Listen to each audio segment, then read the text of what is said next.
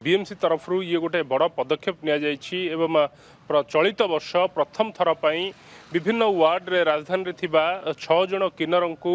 Madhubabu pension योजना रे अंतर्भुक्त करा जायछि। सेमाने वर्तमान भत्ता पाइबे अर्थात सेमानकर बंचिबा पई जो आवश्यकता रही टंकार आवश्यकता रही सेमानकु ताहा मिली परिबो। एवं चंचल रणा जी बीएमसी कमिशनर रहिसंती से मध्य कहिसंती जे ओडिशा सरकार नुआरे आसीबा परे केमुली भाबरे सरकारी योजना रो लाभ लोक माने पाई परिबे एवं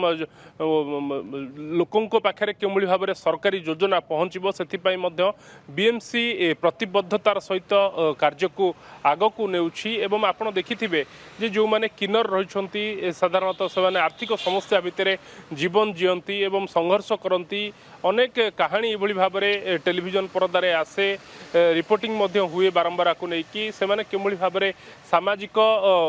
मर्यादार सहित समाज रे बंचिबे एवं सामाजिक सुरक्षा केमुली भाबरे पाइबे आर्थिक क्षेत्ररु केमुली भाबरे सेमाने सरकारंकर जो योजना सब रही से लाभवान हो पारे से बीएमसी गुरुत्वारोप करुछि। एवं आपण जदि देखिबे ताहले चलित वर्ष 6 जन किन्नर को वर्तमान मधुबाबू पेंशन योजना रे शामिल करा जायछि एवं प्रति मासरे सेमाने स्वतंत्र भत्ता पाइबे। जेहेतु